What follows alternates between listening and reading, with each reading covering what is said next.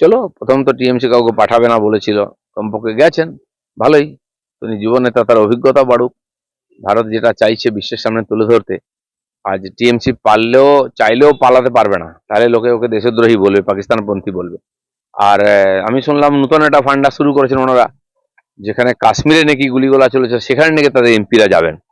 কিন্তু তাদের কতজন এমপি মুর্শিদাবাদে গেছেন, জঙ্গিপুরে গেছেন, ধুলিয়ানে গেছেন, আমি এটা জানতে চাইছি। এমএলএদের বা নেতাদের একটা টিম তো পাঠাতে পারতেন ওখানে, যে হিন্দুদের বাড়িঘর ভাঙা হয়েছে, যে মন্দির ভাঙা হয়েছে, যারা খুন হয়ে গেল। মমতা ব্যানার্জি নিজেই অনেক দেরিতে গেছেন, সব এভিডেন্স নষ্ট করে দেওয়ার পরে।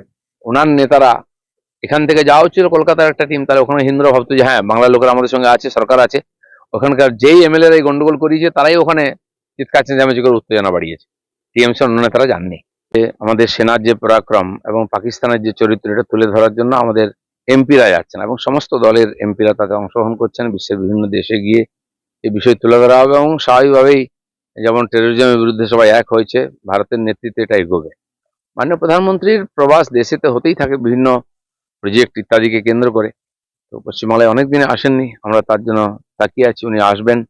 পশ্চিমবাংলার পরিস্থিতি পরিবর্তন চাইছে মানুষ, এখানেও মোদিরাজ হোক, এখানকার মানুষ চাইছেন।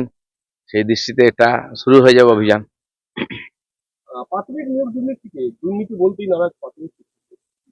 না, উনি যাই বলুন, উনি নাম পাল্টান, অস্বীকার করুন। প্রথম তো ওনারা বলেছিলেন কিছুই হয়নি, এখন তো স্বীকার করেছেন যে টাকা পয়সা লেনদেন হয়েছে।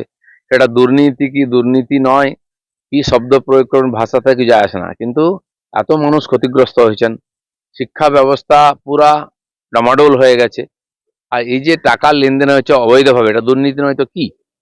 যাই বলুন, ভাষা যাই বলুন, দুর্নীতি হয়েছে, এটা বাংলার মানুষ বিশ্বাস করে। কোভিড কিন্তু এখন যায়নি, সতর্ক থাকতে বলছে চিকিৎসক। কোথায় দাঁড়িয়ে?